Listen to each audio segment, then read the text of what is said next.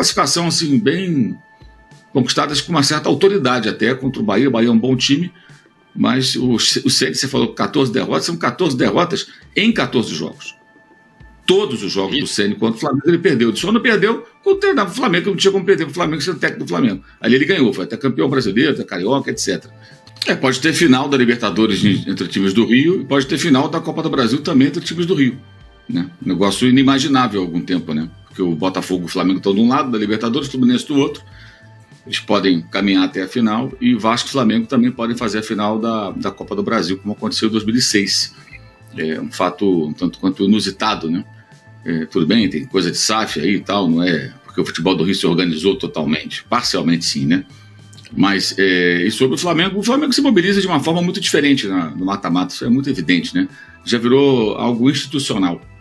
Né? A mobilização é outra, o comportamento do time é outro, aquele time patético que jogou contra o Corinthians não se viu ontem, muito pelo contrário, o time competiu com muitos desfalques, 11 desfalques, 9 desfalques na verdade, e 2 jogadores que não tinham condições de atuar desde o começo, porque chegaram na quarta-feira, não treinaram, viajaram várias horas, especialmente o Varela, o outro era o Pulga, que jogaram pelas seleções do Uruguai e do Chile.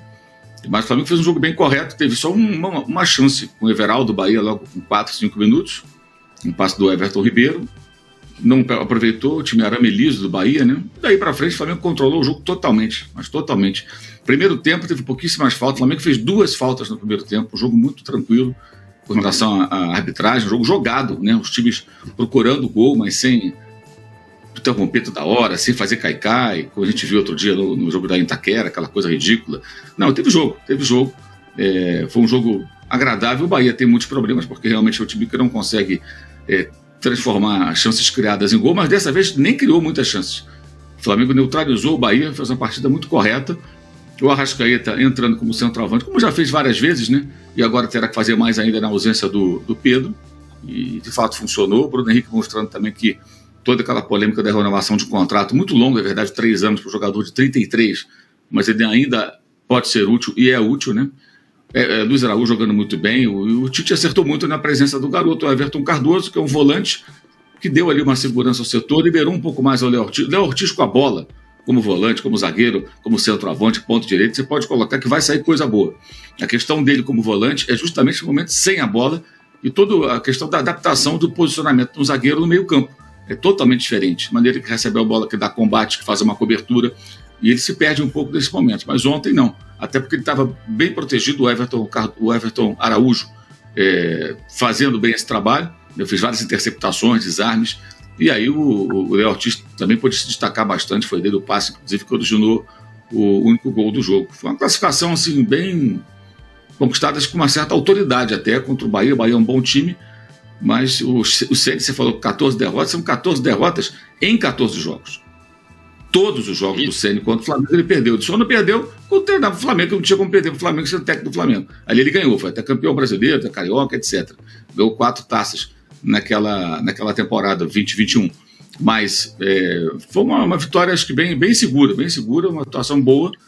E agora, mais do que nunca, a tendência é o Flamengo abandonar o brasileiro.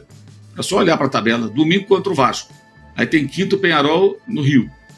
Você pega o Arrascaeta, que saiu ontem com uma dorzinha ali na coxa. Não parecia ser nada grave, mais prevenção do que outra coisa. Se tiver qualquer risco, não vai jogar, vai ficar para quinta. De La Cruz, a tendência é só voltar na quinta. E qualquer outro jogador que tiver uma pequena interrogação, vai ser guardado para Libertadores. Aí no outro domingo é o Grêmio fora. Mas na sequência, na outra quinta, tem de novo o Peñarol em Montevidéu. É evidente que vai priorizar os jogos da Libertadores, até aí normal. Aí depois vai se aproximar outubro e virão jogos com o Corinthians. Se priorizou contra o Palmeiras, vai priorizar contra o Corinthians, embora sejam adversários de níveis totalmente diferentes. Né? Um é o bicampeão brasileiro, outro é da zona do rebaixamento. Não tem como comparar. As camisas são tradicionais, mas o nível dos times é muito, muito diferente. E se o Flamengo priorizou contra o Palmeiras, na semifinal vai priorizar contra o Corinthians. A tendência é o Flamengo largar o campeonato de vez. Isso é muito claro. Na segunda-feira aqui a gente vai estar falando possivelmente de uma atuação fraca, de um time desmobilizado, de um time desfalcado, porque é o que vai acontecer. E lembrando sempre o seguinte, essas 2 competições de mata-mata, elas terminam antes da eleição de 9 de dezembro. Antes. E o brasileiro termina justamente no dia anterior, né? A priori, dia 8, no domingo. Ou seja, o Flamengo ganhando essas 2 competições, na reta final das campanhas, né, ou ganhando uma delas, isso vai ajudar, né?